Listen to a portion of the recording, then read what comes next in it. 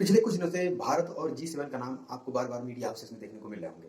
ये जी7 क्या है और भारत से इसका संबंध क्यों है और बार-बार इसकी चर्चाएँ आपको मीडिया में देखने को क्यों मिल रही हैं, आज इस वीडियो में हम जानेंगे। जी7 समूह की स्थापना 1975 में हुई थी। शुरुआत में इसमें सिर्फ 6 सदस्य ही शामिल थे।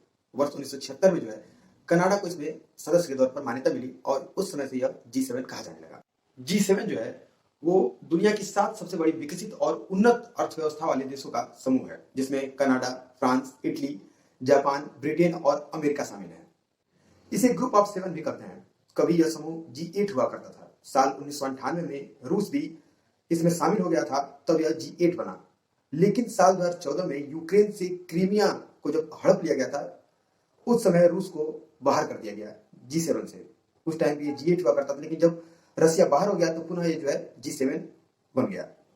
बात करें इस संगठन की तो यह एक अंतर सरकारी संगठन है। इसके मुख्य मुद्दे वैश्विक शासन, अंतर्राष्ट्रीय सुरक्षा, जलवायु परिवर्तन और ऊर्जा नीति जैसे सामान्य हित के मुद्दों पर यह संगठन चर्चा करता है। हर वर्ष इसकी मीटिंग होती है।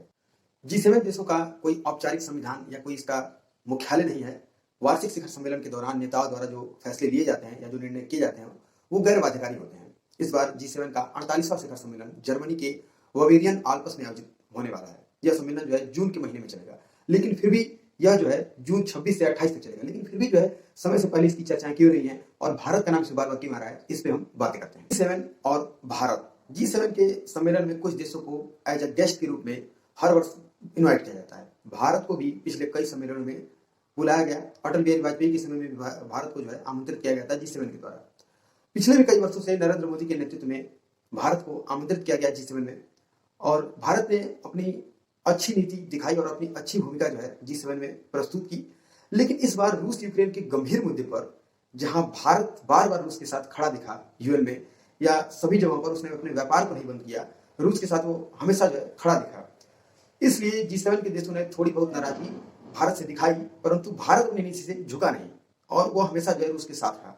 जी7 देशों का ये कहना था कि भारत जो है उससे व्यापार बंद कर दे। अमेरिका के बार-बार दबाव बनाने के बाद भी जो है भारत ने रसिया के साथ अपने व्यापार को नहीं बंद किया और कई मीडिया हाउसेस में ऐसी खबरें आ रही थी कि जर्मनी जो है जो जी7 की अध्यक्षता कर रहा है वो भारत को इस बार जी7 में आमंत्रित नहीं करेगा, क्योंकि उसने जो है वैश्विक मंच पर जो है रसिया का साथ दिया। इसीलिए उस बार उसे जो है भारत को जी7 में आमंत्रित नहीं किया जाएगा। लेकिन जर्मनी ने भी समय से ये बताया मीडिया हाउसेस को कि इस बार भारत को आमंत्रित किया जाएगा, क्योंकि ये मीटिंग जून में होने वाली है। तो अभी से इनवाइट किसी को नहीं किया गया है, इसलिए भारत को भी जब समय के अनुसार उसे इनवाइट किया जाएगा।